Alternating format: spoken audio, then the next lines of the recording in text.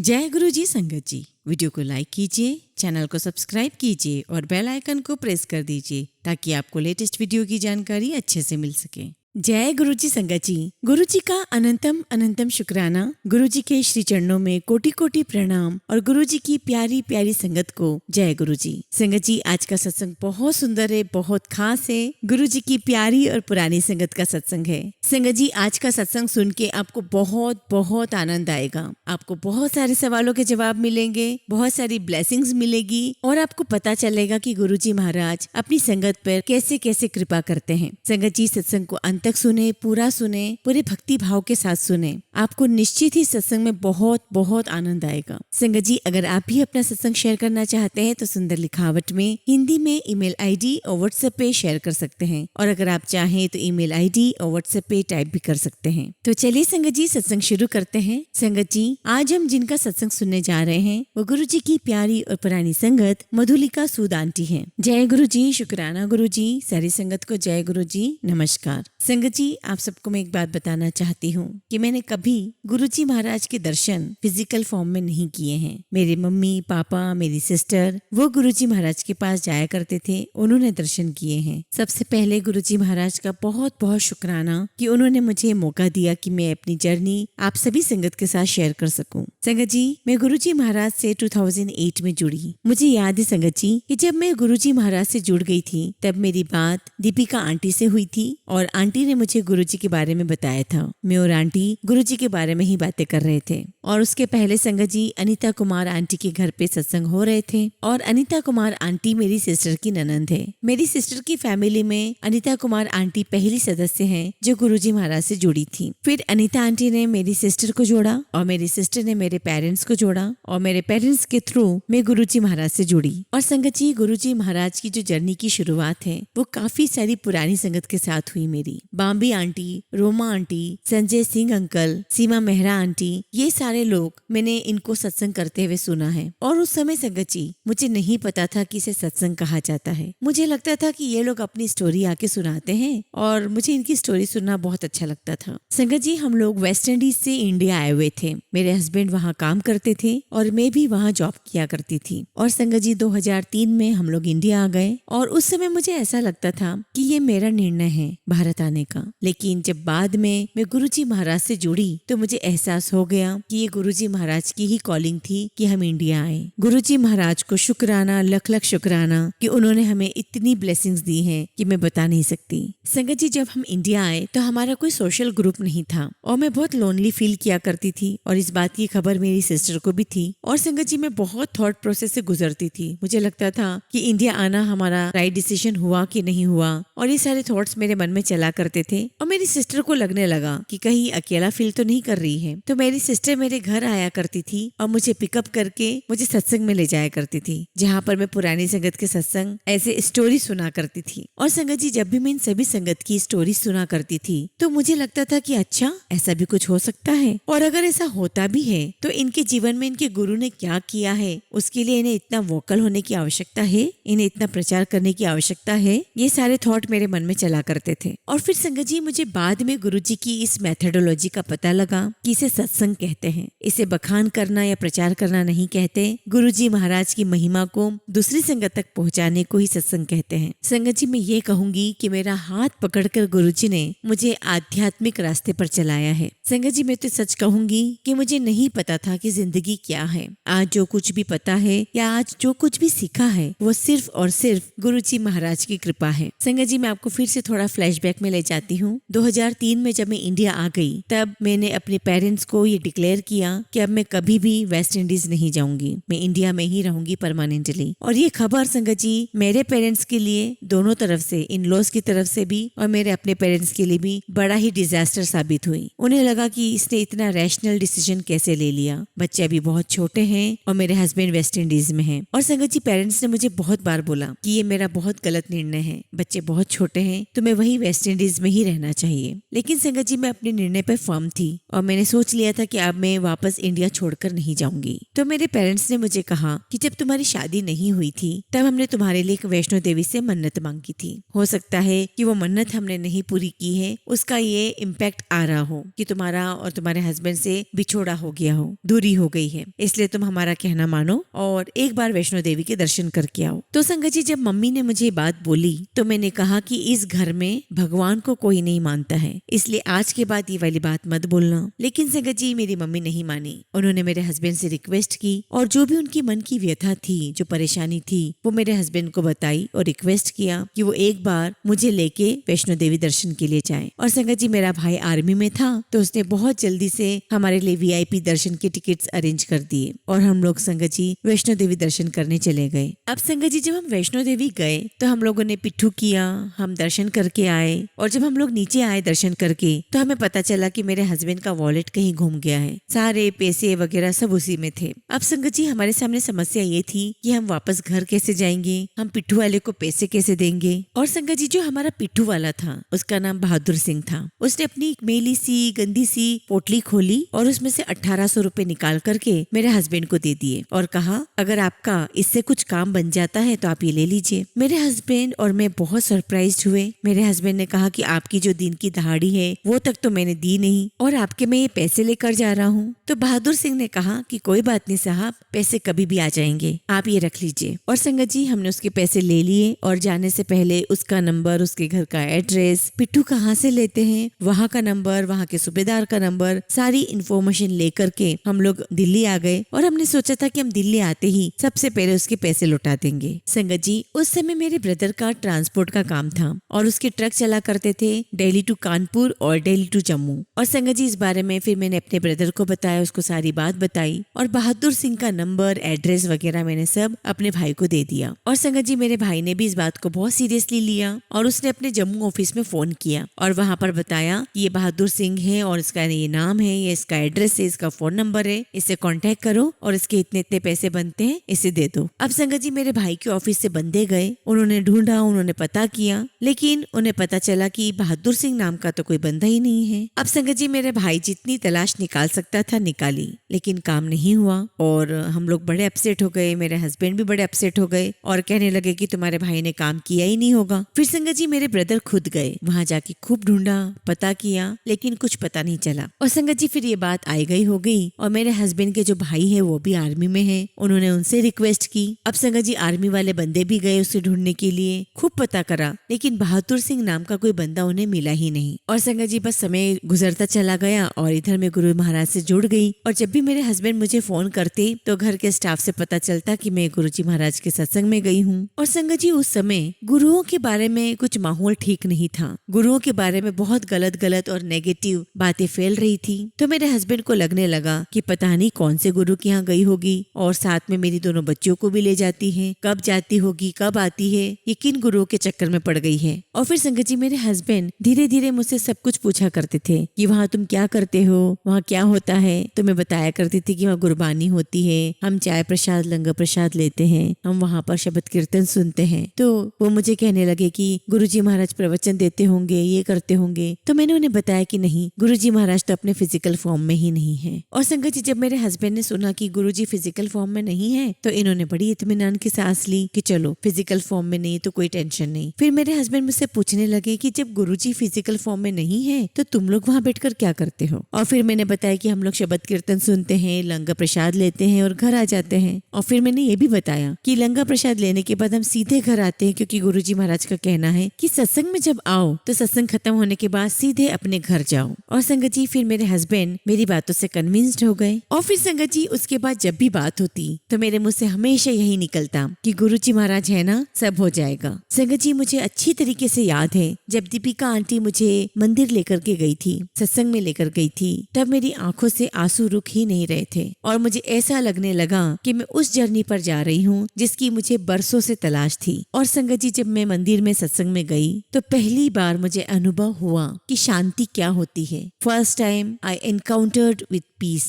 बहुत बहुत अच्छा लगा, बहुत शांति मिली। शब्द कीर्तन सुने, लंगर प्रसाद, चाय प्रसाद लेकर फिर हम घर आ गए। और फिर संगत जी, उस दिन के बाद तो ऐसा अट्रैक्शन, ऐसा एक पुलिंग मुझे फील होने लगा कि बस सब काम फिनिश करके मैं सीधे गुरुजी महाराज के पास पहुंच जाऊं। और फिर संगत जी हमारी गुरुजी महाराज के साथ यात्रा शुरू हो गई। और इस बीच में जब हम वैष्णो देवी गए, बहादुर सिंह को हमने ढूंढने की कोशिश की, वो सब कुछ नहीं हो पा रहा था, बहादुर सिंह नहीं मिल रहा था। और फिर संगत जी मेरे हस्बैंड ने अपने भाई को कहा और उन्होंने बहुत ढूंढा बहादुर सिंह को, बहादुर सिंह का कोई पता नहीं चल रहा था। फिर मेरे हस्बैंड के ब्रदर ने अपनी पोस्टिंग जम्मू करवा ली और वहां जाकर के भी उन्होंने बहुत कोशिश की, लेकिन बहादुर सिंह नाम का पिट्ठू हमें नहीं मिल रहा था। और ऐसे एक बार संगत जी मेरे हस्बैंड का मेरे पास फोन आता है। वो मुझे कहते हैं कि मैं जब भी तुम्हें फोन लगाता हूँ हमेशा मंदिर में रहती हूँ, हमेशा गुरुजी के मंदिर में रहती हूँ, तुम इतना क्या गुरुजी गुरुजी करती रहती हो? अगर वाकई तुम्हारे गुरुजी महाराज में इतनी शक्तियां हैं तो वो मुझे बहादुर सिंह से मिलवा करके दिखाए, क्योंकि जब भी मुझे वो एपिसोड याद आ जाता है कि मुझे उसके पैसे देने हैं, मुझे बहुत बहुत भारीपन लगता है, मेरे दिल पर बहुत बड़ा बोझ है और मैं उसका कर्जा लेके नहीं मरना चाहता। और फिर संगत जी जैसे ही मैंने इनकी बात सुनी, मैंने गुरुजी महाराज की तरफ देखा और कहा कि गुरुजी महाराज अब तो ये बात आपके और मेरे हस्बैंड के बीच की है, एक गुरु और भक्त के बीच की है। अगर आपको इन्हें अपना भक्त बनाना है तो फिर ये प्रॉब्लम सॉल्व करनी पड़ेगी। और फिर संगत जी मेरे हस्बैंड का कॉल आता है और वो कहते हैं कि मैं 10 दिन के बाद इंडिया आ रहा हूँ। और जब संगत जी मेरे हस्बैंड इंडिया आए तो संगत जी इमिग्रेशन में बहुत भीड़ थी और इनके पासपोर्ट में करीब 3 से 4 पेजेस खाली थे और वो इमिग्रेशन वालों ने देखा नहीं और इनका पासपोर्ट कैंसिल हो गया। खैर वो घर आए, बहुत अपसेट थे और इन्होंने मुझे कहा कि देखो तुम मुझे इंडिया में नौकरी करने के लिए मत बोलना। और उन्होंने मुझे बताया कि एयरपोर्ट पर क्या हुआ। तो मैंने कहा कि आप अपसेट मत हो, आप चाय पियो, टेंशन लेने की कोई बात नहीं है, गुरुजी है ना, सब देख लेंगे। तो मेरे हस्बैंड कहने लगे कि अच्छा अब तुम्हारे गुरुजी क्या मेरा पासपोर्ट बनवा देंगे? तो मैंने कहा हाँ मेरे गुरुजी तो सब कुछ करते हैं। तो कहने लगा कि अच्छा तुम्हारे गुरुजी से बोलना कि मेरा पासपोर्ट भी बनवा दे। मैंने कहा हाँ हाँ वो सब कर देंगे। और फिर संगत जी मैंने अपने हस्बैंड को चाय दी और इतनी ही देर में मेरा एक फोन बजता है और फोन पर मेरा बहुत पुराना फ्रेंड कर्नल शिशुपाल चौधरी, जो कि मेरे साथ नर्सरी से ग्रेड 2 तक पढ़ा हुआ था, उनका फोन आया और पूछने लगे कि भाई कहाँ हो, कैसे हो,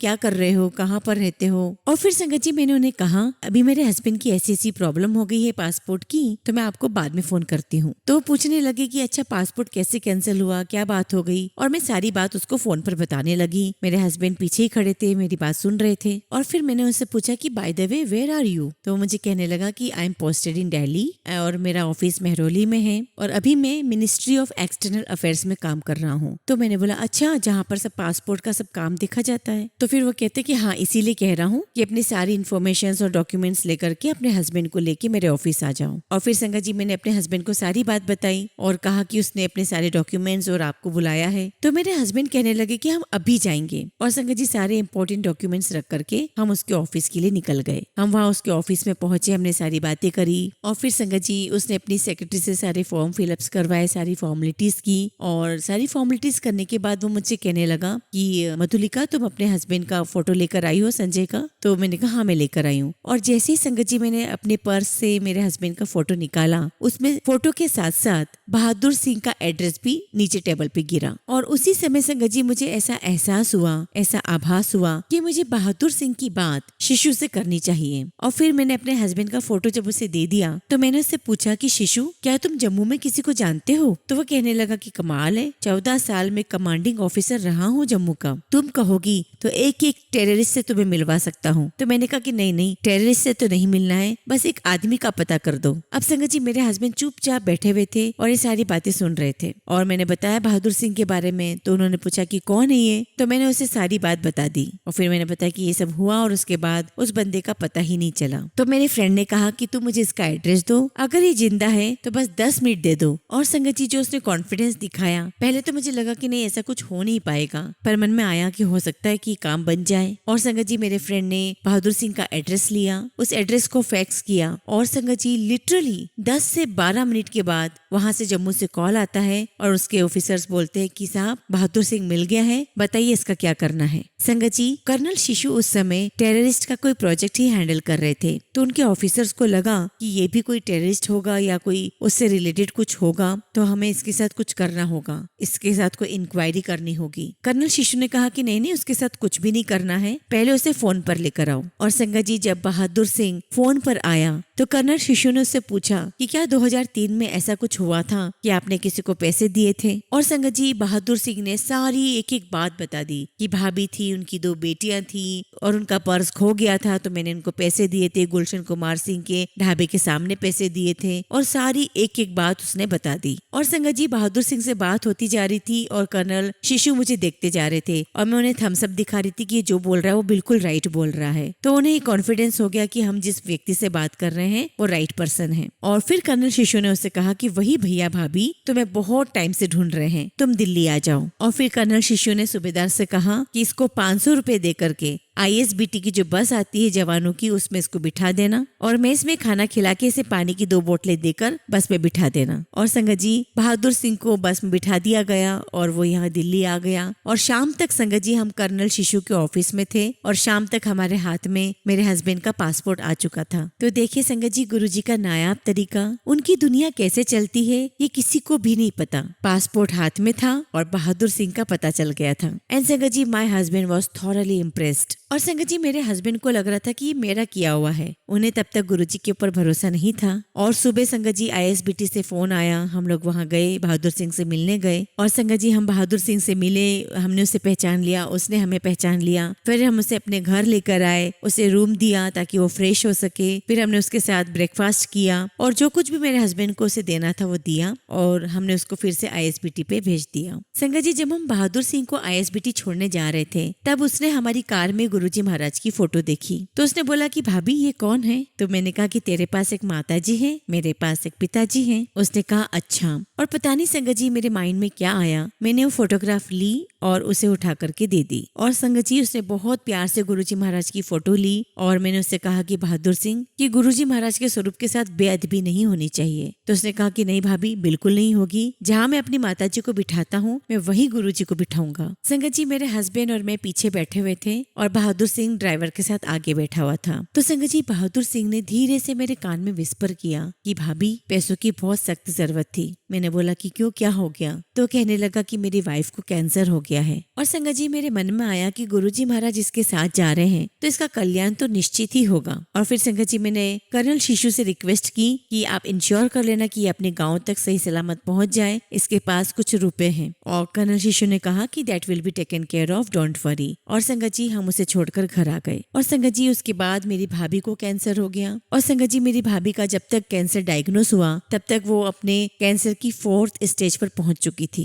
2 साल की बेटी और 9 महीने का बेटा था। और संगत जी उसे लेकर हम बड़े मंदिर आए और बड़े मंदिर में संगत जी हमारी मुलाकात गौरव अंकल से हुई। और गौरव अंकल ने बहुत टाइमली हमसे पूछा कि इन्हें क्या हो गया है। तो मैंने कहा कि इन्हें कैंसर है और अभी अभी इनका कीमो करवाकर हम सर गंगाराम हॉस्पिटल से लेकर आ रहे हैं। तो गौरव अंकल ने कहा कि जब ये ठीक होंगी तभी आएंगी, लेकिन आप कल से लंगर सेवा के लिए आ जाइए। संगत जी सेवा क्या है, सेवा क्यों मिलती है, उसकी इम्पोर्टेंस क्या है, वो सब नहीं पता था। बस मुझे गुरुजी के मंदिर आना बहुत अच्छा लगता था, मुझे गुरबानी सुनना बहुत अच्छा लगता था, लंगर बहुत डिलीशियस था। और संगत जी ये सोचकर बहुत एक्साइटेड हो गई कि अब तो रोज ही मुझे मंदिर आना मिलेगा। और संगत जी मुझे वहाँ पर मंदिर का किचन देखने की इच्छा हुई। मेरा भाई भी मेरे साथ था तो मैंने भाई और भाभी को वहाँ कंफर्टेबल किया और मैं किचन में गई। और संगत जी जैसे मैं किचन में गई, सेवादार जितने भी थे वो मुझे कहने लगे कि अरे आप किचन में कैसे आ गए, आपको ऐसे अलाउड नहीं है, इवन किसी को भी अलाउड नहीं है, जब तक गुरुजी महाराज का आदेश नहीं होता वो यहाँ नहीं आ सकता। और संगत जी उनकी बात सुनकर मैं बहुत शॉक्ड में आ गई कि ये लोग ऐसा क्यों बोल रहे हैं। और संगत जी तब तक मैं गौरव अंकल को नहीं पहचानती थी तो मैंने सभी सेवादारों से कहा कि एक अंकल है जिनकी बड़ी बड़ी आंखें हैं और उन्होंने मुझे कहा कि कल से लंगर सेवा के लिए आपको आना है, इसलिए मैं किचन देखने के लिए आ गई। तो सेवादारों ने पूछा कि उन अंकल का नाम क्या है। अब संगत जी तब मुझे नाम तो पता नहीं था। मैंने कहा कि उनकी बड़ी बड़ी आंखें हैं और उन्होंने मुझे बोला आने के लिए। और इतने में मैंने देखा कि गौरव अंकल माली भैया के साथ बाहर आ रहे हैं तो मैंने उनकी तरफ पॉइंट करके बोला कि यही है वो अंकल। और जैसे ही सबकी नजर गौरव अंकल की तरफ पड़ी सबका बिहेवियर, सबका एटीट्यूड मेरी तरफ से चेंज हो गया और मुझे समझ में आ गया कि Gaurav uncle is some very important figure and everybody was dealt with me very politely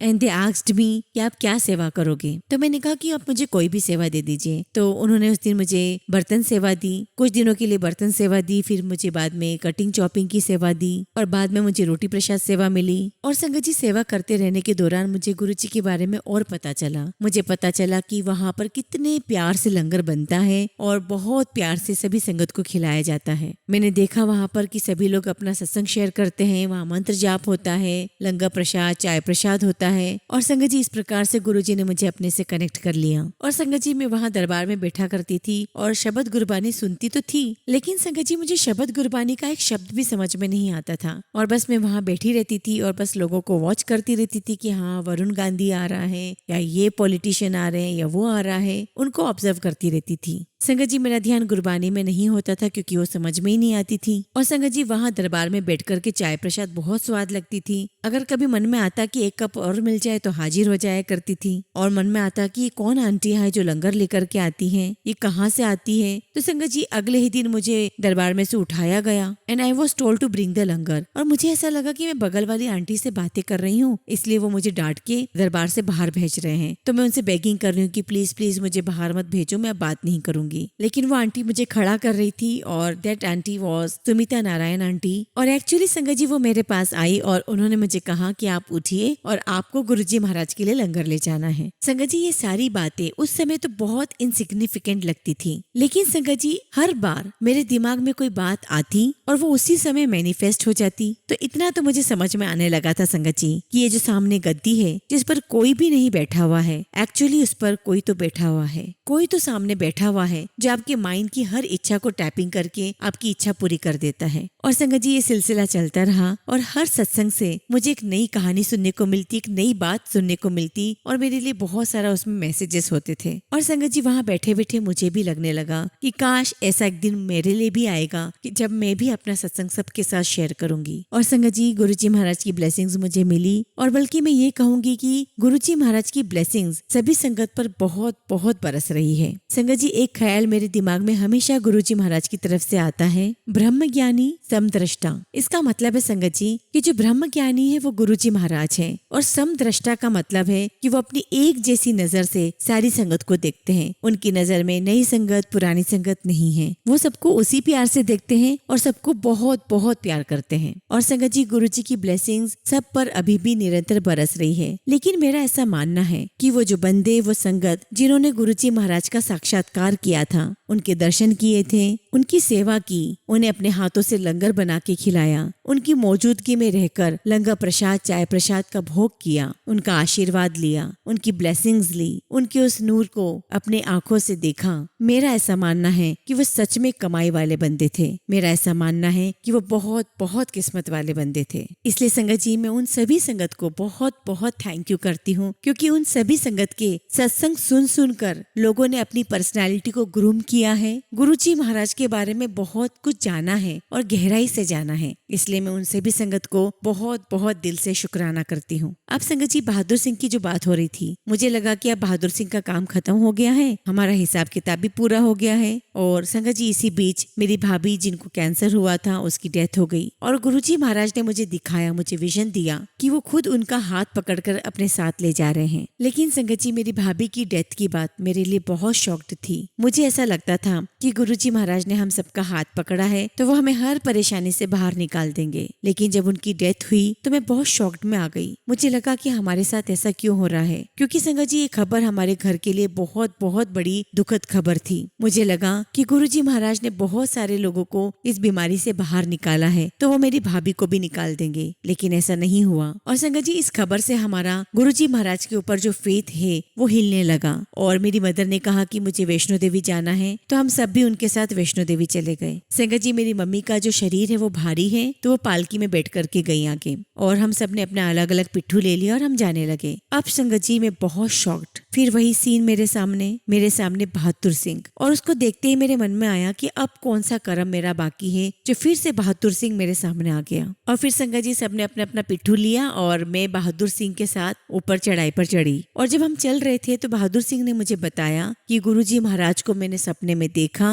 और गुरुजी महाराज ने मेरी वाइफ की कैंसर को ठीक किया है। पूरी तरीके से हील कर दिया मेरी वाइफ को। और संगत जी मुझे पूरा घटना चक्र समझ में आ गया कि क्यों बार बार मैं बहादुर सिंह से मिली, क्यों हम जब पहली बार वैष्णो देवी आए तो हमारे पैसे घूम गए, हमें वैष्णो देवी में बहादुर सिंह ने पैसे उधार दिए, फिर कैसे हम उससे मिले, बहादुर सिंह को हम मिले और हमने उसकी हेल्प की और वापस हम उससे मिले। ये सब कुछ डिसाइड किया था गुरुजी ने। और संगत जी जो हमारी वैष्णो देवी की जर्नी थी, मैं आपको बताऊं कि मेरे फादर बहुत बीमार थे और बहुत कमजोर भी थे, बहुत धीरे धीरे चलते थे। उस जर्नी में क्या हुआ, इस यात्रा के दौरान ही मेरे पापा की तबीयत में बहुत सुधार आ गया और संगत जी मेरे फादर वो जल्दी जल्दी चलकर ऊपर की ओर चढ़ाई करने लगे। और अर्ध कुमारी पर आकर मैंने पिट्ठू से पूछा कि मेरे फादर कहाँ हैं, तो पिट्ठू कहने लगा कि वो यूरिनल का बोलकर गए थे, पता नहीं अब वो कहाँ चले गए। और संगत जी मैं बहुत डर गई, मेरी मम्मी भी बहुत नाराज हुई कि तुम्हें एक ही काम दिया था कि पापा को सही सलामत लेकर आना, तुम्हारे अभी बच्चे भी साथ में नहीं है, तुमसे एक भी काम नहीं हो पाया। और संगत जी मैं बहुत बुरी तरह से डर गई और मेरी मम्मी डांट कर कहने भी लगी कि तुम्हें पता है कि शुगर की वजह से उन्हें बहुत कम दिखाई देता है, कहीं यहाँ पे फिसलन है, रेलिंग वगैरह है, कहीं कुछ हो ना गया हो। और मेरे भाई बहन भी बहुत नाराज होने लगे। बस संगत जी मैंने तो गुरुजी महाराज का आसरा पकड़ा, मैंने उनसे अरदास की कि गुरुजी महाराज अब आपको ही देखना है। और संगत जी जैसे हम भवन पहुंचे,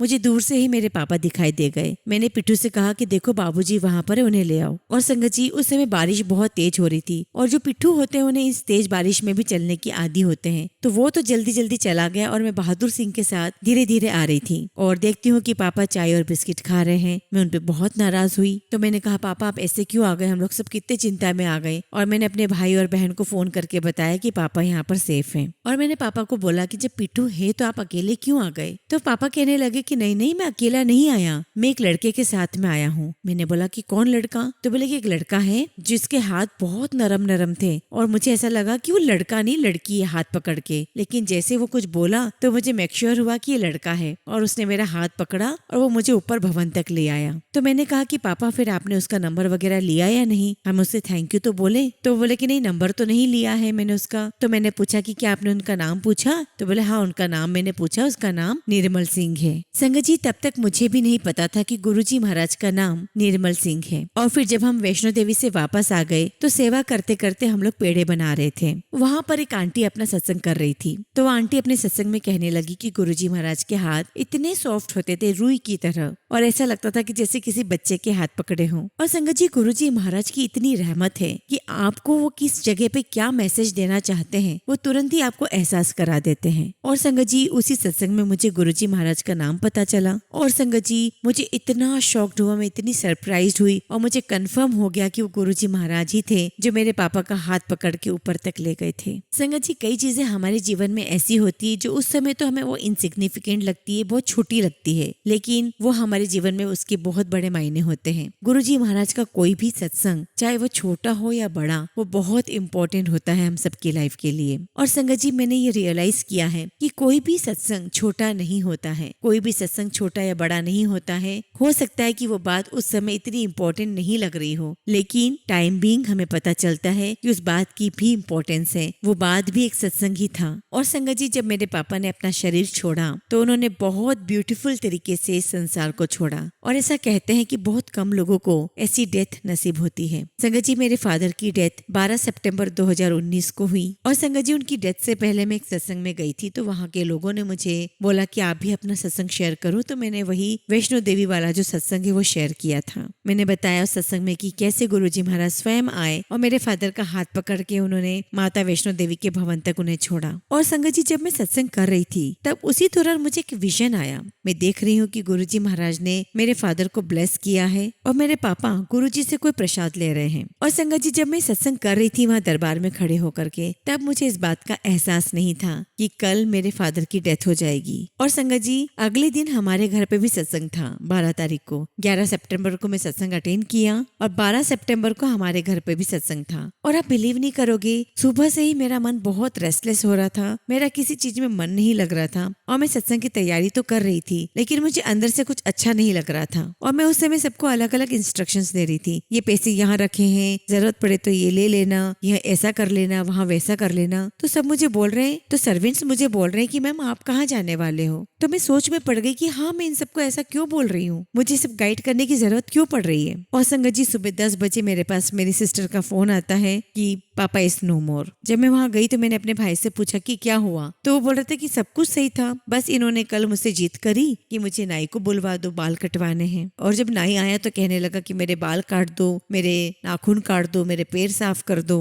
और मेरे पापा ने सुबह 3 बजे मेरे भाई को उठाया और कहा कि मुझे नहाना है, मुझे नहला दो। क्योंकि संगत जी उस समय मेरे पापा की उम्र 97 ईयर्स की थी। मेरे भाई ने बोला कि पापा बहुत ठंड है, आपको ठंड लग जाएगी। तो कहने लगे कि नहीं नहीं, मुझे अभी नहलाओ। और संगत जी जब उनको शावर दिया गया तो वो बच्चों की तरह जिद करने लगे कि मुझे नए कपड़े पहनाओ, मेरे बेड की नई चादर बिछाओ। उन्हें नए कपड़े पहनाए गए, उनके बेड पर नई चादर डाली गई। और फिर मेरे ब्रदर ने पूछा कि पापा आपको क्या चाहिए, तो बोले कि बस मुझे चाय बिस्किट दे दो। और संगत जी ये वही प्रसाद है जो गुरुजी महाराज मेरे पापा को दे गए थे जब हम पापा से भवन में मिले थे। और संगत जी वही चाय बिस्किट खाते खाते मेरे पापा ने मेरे भाई को इशारा किया कि मुझे नीचे लेटा दो। एंड संगत जी थोड़ी ही देर में मेरे पापा ने प्राण त्याग दिए। और मेरे ब्रदर ने बताया कि शरीर त्यागने से पहले पापा कंटिन्यूअसली गुरुजी का मंत्र जाप कर रहे थे। यानी संगत जी गुरुजी का कंटिन्यूअसली मंत्र जाप करते करते मेरे पापा ने अपना शरीर त्याग दिया। इससे ब्यूटीफुल जर्नी और क्या हो सकती है, इससे सुंदर अंत क्या हो सकता है। संगत जी मेरी मदर, उन्होंने भी गुरुजी महाराज के दर्शन किए हैं और उन्होंने भी अपना शरीर बहुत अच्छी तरीके से छोड़ा। और संगत जी इन सब जगह पर गुरुजी महाराज के हस्ताक्षर नजर आते हैं कि 93-97 की उम्र में आप अपना शरीर त्याग रहे हो, आपको कोई बीमारी नहीं है, आप किसी भी बीपी या डायबिटीज की दवाई तक नहीं खा रहे हैं और आप ऐसे ही फूलों की तरह चले गए हैं। और मुझे लगता है कि आज की तारीख में सबसे बड़ी ब्लेसिंग्स हैं। जब मेरी मम्मी का अंत समय आया संगत जी, तब उन्हें एक हेलुसिनेशन हुआ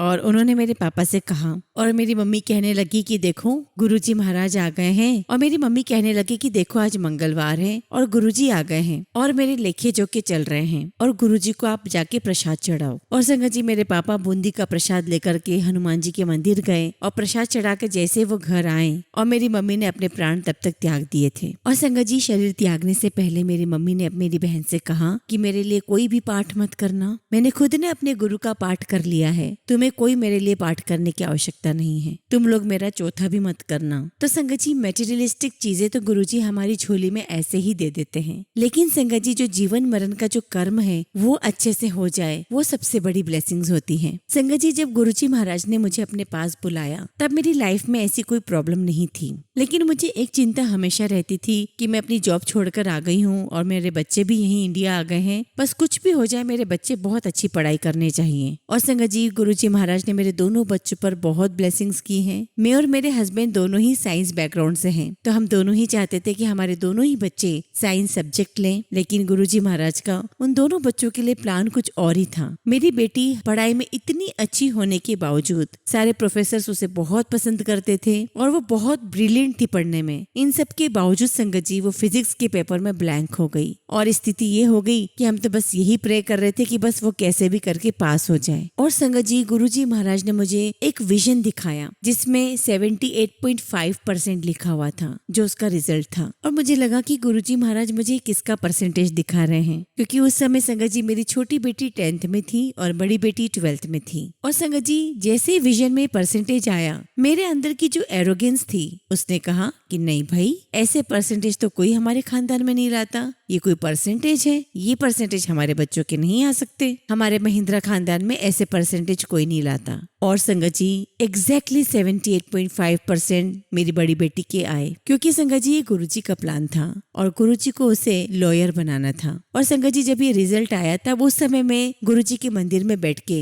अंजलि आंटी और सीमा आंटी का मैं सत्संग सुन रही थी और वो मुझे बता रही थी अपने सत्संग में कि उनका बेटा बिल्कुल भी पढ़ना नहीं चाहता था, लेकिन गुरुजी महाराज की ऐसी ब्लेसिंग्स हुई कि आज पूरे परिवार में मेरे बेटे से ज्यादा एजुकेटेड कोई नहीं है। और संगत जी जैसे ही उसका रिजल्ट आया और ये परसेंटेज मेरे सामने आया तो हमें तो ये लग रहा था कि अब डीयू में भी एडमिशन मिल जाए तो बहुत बड़ी बात है। और संगत जी मुझे लगने लगा कि जब हम पहले वेस्ट इंडीज में थे तो हस्बैंड और मैं दोनों ही जॉब किया करते थे, सारी चीजें हमें बहुत ही कन्वीनियंटली हमारे हाथ में मिल जाया करती थी, हमें कोई जद्दोजहद नहीं करनी पड़ती थी। लेकिन यहाँ पर हमें हर चीज खुद से करनी पड़ रही है, हमें बिजली का बिल भरना है, हमें पानी का बिल भरना है, हमें एक एक चीज के लिए कोशिश करनी है और ऊपर से हमारे बच्चे का रिजल्ट भी अच्छा नहीं आया था। और फिर संगत जी एक दिन गुरुजी महाराज मेरी बेटी के सपने सपने में आए और कहा कि चल उठ, तू लो कर ले। और संगत जी अगले दिन वो अपने रूम में पढ़ रही थी और लैपटॉप पे कुछ काम कर रही थी। मैंने उससे पूछा कि क्या हुआ, तू पढ़ाई छोड़ के तू लैपटॉप ओपन करके क्यों बैठी है, सब ठीक है? तो वो मुझे कहने लगी कि मम्मा अब मैं लॉ के लिए प्लान कर रही हूँ। और संगत जी लॉ सुनते ही मेरे तो पैरों के नीचे से जमीन खसक गई। तो मैंने उससे कहा कि अरे लॉ कौन करता है? मुझे लगा कि शायद वो अपने एग्जाम से घबरा गई है। तो मैंने बोला कि अगर तू अपने एग्जाम से घबरा गई है तो तू चिंता मत कर, हम लोग फिर से रीअपियर कर लेंगे एग्जाम में। तो मेरी बेटी कहने लगी कि नहीं, गुरुजी महाराज आए थे, उन्होंने मुझे कहा है कि तू लो कर ले, अब मैं लो ही करूंगी। और संगत जी फिर वो अपने इस काम में लग गई। उसने सारे कॉलेजेस के फॉर्म निकाले, सबको फिलअप किया और सबको फिलअप करके फोटो वोटो लगा करके मुझे कहती है कि मम्मी मैंने सब रेडी कर दिए हैं, बस आपको हर फॉर्म के साथ एक डिमांड ड्राफ्ट लगाना है, बैंक जा करके वो काम कर दो। और संगत जी मैं गुरुजी महाराज से अरदास करने लग गई कि गुरुजी महाराज अब आप ही रास्ता दिखाओ। ना मेरी फैमिली में किसी ने लो किया है, ना मेरे हस्बैंड की फैमिली में किसी ने लो किया है। अगर इनको कोई प्रॉब्लम आई बच्चों को तो कौन इनका हाथ पकड़ेगा, कौन इनको बताएगा, कौन इनको गाइड करेगा? और संगत जी मुझे तब इतनी अक्ल नहीं थी कि अगर ये बात गुरुजी महाराज ने स्वयं आकर कही है, ये ड्रीम गुरुजी महाराज का है, तो संगत जी जो गुरुजी महाराज का ड्रीम पूरा करेगा, जो गुरुजी महाराज की बात पूरी करेगा, तो उसका भविष्य तो अच्छा होना ही है। और संगत जी आज भी मेरी दोनों बच्चियां जब परेशान होती है तो मैं यही कहती हूँ कि तुम दोनों लॉयर हो और तुम दोनों ही गुरुजी महाराज का ड्रीम जी रही हो, तो कुछ भी परेशानी आएगी गुरुजी महाराज तुम्हारे साथ है। और संगत जी अगले दिन सुबह मैंने सोच लिया था कि मैं इसके फॉर्म्स फिलअप नहीं करूंगी और ना ही मैं बैंक जाऊंगी, कोई डिमांड ड्राफ्ट नहीं बनवाऊंगी। और संगत जी सेकेंड डे ही हमारा बैंकर घर आया और कहने लगा कि सर का कोई रेमिटेंस आया है। और संगत जी वो मुझसे कुछ डिस्कस करने लगा और उसी बीच में संगत जी मेरी डॉटर वहाँ आ गई। और संगत जी वो बैंकर मुझे कहने लगा कि मैडम आज मैंने छुट्टी ली हुई है, आज मैं पूरे दिन भर फ्री हूँ, मेरा रनर भी फ्री है, कुछ काम हो तो बता दो। और संगत जी इतना सुनते ही मेरी बड़ी बेटी तुरंत बोली कि भैया इतने इतने फॉर्म्स हैं और ये 5 डिमांड ड्राफ्ट आपको बनाने हैं और आपको पोस्ट करना है। और उसने कहा कि हाँ मैं करवा देता हूँ। और फिर वो बताने लगा कि मुझे ये चेक चाहिएगा, मुझे ये चाहिएगा, वो चाहिएगा। उसने सारी चीजें प्रोवाइड की और उसके सारे काम हो गए। और संगत जी 2 दिन के बाद उसकी फ्रेंड का फोन आया और वो मुझे कहती कि आंटी हमने सुना है कि शिवांगी लो कर रही है। और संगत जी जैसे उसने वो कहा मुझे तो बहुत शर्म आ रही थी। तो मैंने कहा कि हाँ उसने अभी फॉर्म्स भरे हैं पर देखते हैं। तो बल्कि नहीं आंटी उसका तो एडमिट कार्ड आ गया है, लेकिन मेरा तो एडमिट कार्ड अभी तक नहीं आया, हमने तो 1 महीने से अप्लाई किया हुआ है। और संगत जी तब मुझे थोड़े थोड़े सिग्नल्स गुरुजी के मिलने लगे कि कैसे इसका काम बनाने के लिए गुरुजी ने सारे रास्ते बना दिए थे। और यहाँ तक कि संगत जी गुरुजी महाराज ने मेरी डॉटर को टेलीपैथिकली ये तक भी बता दिया था कि तुम्हारा एडमिशन यहाँ नहीं होना है, यहाँ नहीं होना है, तुम्हारा यहाँ पर होना है। फिर संगत जी मैंने अपनी डॉटर से कहा कि भाई तुम्हें अगर लो ही करना है तो कोई कोचिंग तो ज्वाइन करो, क्योंकि ना तो डैडी को कुछ पता है लो के बारे में, ना मुझे कुछ पता है, कौन तुम्हारी हेल्प कर पाएगा। और संगत जी फिर मेरी बेटी ने प्रथम कोचिंग को ज्वाइन किया। और संगत जी उस समय OP Jindal global law school नया नया ओपन हुआ था। और संगत जी ये जो कॉलेज था वो सभी कोचिंग क्लासेस वालों को फ्री टूर ऑर्गेनाइज करके देते थे ताकि वो अपने बच्चों को वहाँ लेकर के आए, वहाँ के कैंपस को विजिट करवाए, वहाँ की क्लासेस विजिट करवाए, वहाँ के टीचर से मिले। और संगत जी मेरी बेटी भी वहाँ विजिट करके आई। और जब वो विजिट करके आई तो मुझे घर पर आकर बताती कि हम यहाँ पर गए और मुझे बहुत अच्छा लगा है। और कहने लगी कि मम्मी मैं इसी में एडमिशन लूंगी। लेकिन संगत जी मैं तो चाहती ही नहीं थी कि वो लो करे और मैं मन ही मन में तो ये प्रार्थना कर रही थी कि गुरुजी महाराज कैसे भी करके इसके फिजिक्स की परसेंटेज को अच्छा कर दो, ये अच्छा रिजल्ट आ जाएगा तो हम इसको IIT करवाएंगे। लेकिन संगत जी मेरी बेटी का तो ऑलरेडी माइंड मेकअप हो चुका था। और संगत जी इसने हमें बताया आकर के कि जो जिस कॉलेज में ये गई थी जिंदल कॉलेज वो बहुत एक्सपेंसिव है। तो हमने बोला कि ठीक है देखेंगे। और संगत जी जब इसका रिजल्ट आया तो गुरुजी महाराज ने हमारे चारों तरफ से रास्ते बंद कर दिए कि तुम्हें कहीं नहीं जाना है, कोई तुम्हें DU में एडमिशन नहीं लेना है, लोगी भी तो मिलेगा नहीं, तुम्हें सिर्फ जिंदल जाना है। और फिर संगत जी मेरे हस्बैंड गए जिंदल कॉलेज में, पूरा कॉलेज उन्होंने विजिट किया, उन्हें बहुत अच्छा लगा वहाँ पर। फिर संगत जी मेरे हस्बैंड और मेरी बेटी जब एडमिशन के लिए वहाँ गए, फॉर्म फिलअप करने के लिए गए, तभी वहाँ से एक प्रोफेसर आते हैं। वो प्रोफेसर इसको देख के बोलते कि यू आर शिवांगी सूद? तो बोलते कि यस सर। तो फिर वो पूछते कि अरे तुमने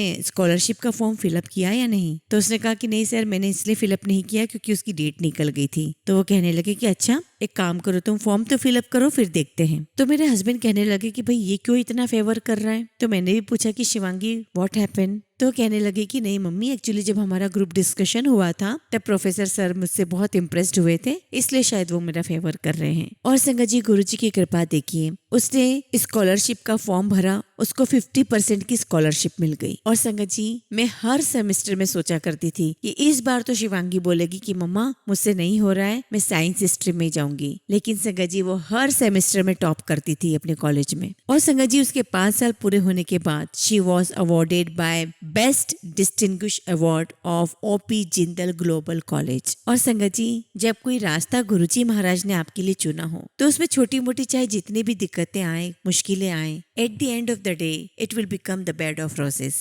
और संगत जी, ऐसे ही मेरी बेटी के साथ हुआ। बहुत बहुत शुक्राना गुरुजी, बहुत बहुत शुक्राना। आपने मेरे बच्चों के भविष्य को भी बनाया, हमें हेल्थ वेल्थ सबसे ब्लेस किया गुरुजी। आपने हमारा हाथ थामे रखा, हमें पल पल गाइड किया, आपने मेरे मम्मी पापा को ब्लेसिंग्स दी। आपका बेहद बेहद शुक्राना गुरुजी, अनंतम अनंतम शुक्राना गुरुजी। बस यही अरदास करती हूँ गुरुजी महाराज, आप हमारा हाथ ऐसे ही थामे रखना। जय गुरुजी, शुक्राना गुरुजी।